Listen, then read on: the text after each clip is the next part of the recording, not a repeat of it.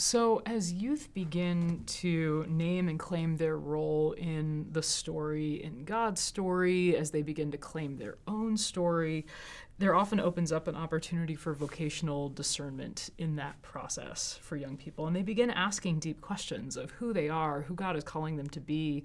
And it goes past, all of these things that you mentioned before of prioritizing all of these different things to do, and God becomes part of the whole thing, the whole picture. So how might youth workers cultivate a space for vocational discernment in these young people who are really starting to get that idea? Yeah.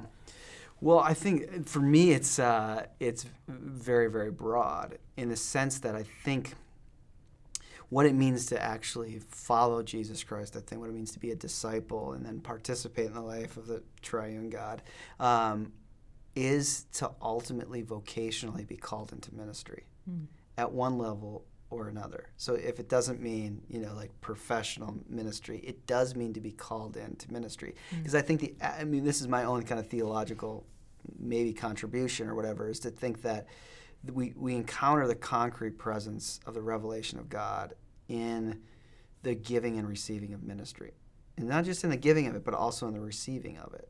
And so I think the big vocational move is that if young people start to receive ministry, receive the narratives of a community, receive the listening ear of them articulating their stories and their narratives, that they start to actually receive ministry, then they'll have. I trust that the way the Holy Spirit works, that they'll be propelled into going into the world and giving ministry.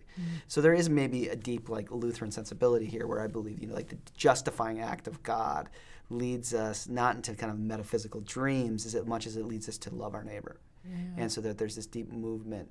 And not even just to love our neighbor as some kind of, being a social justice raider kind of thing, but by being one who participates in the continued act of God in the world. He continues to participate in the being of God by participating in the act of God.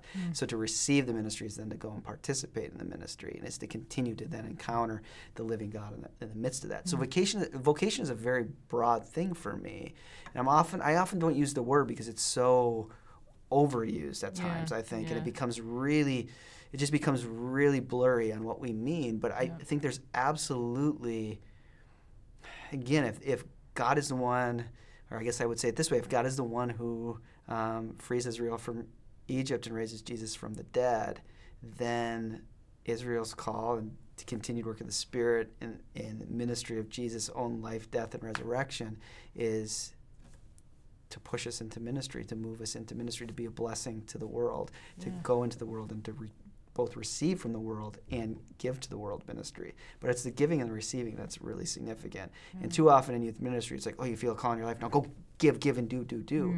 And it leads to a lack of humility, where I think the part of the first disposition of the Christian, not in a needy consumer way, but is to say we go into the world to receive, because our Lord is in the world ministering to it.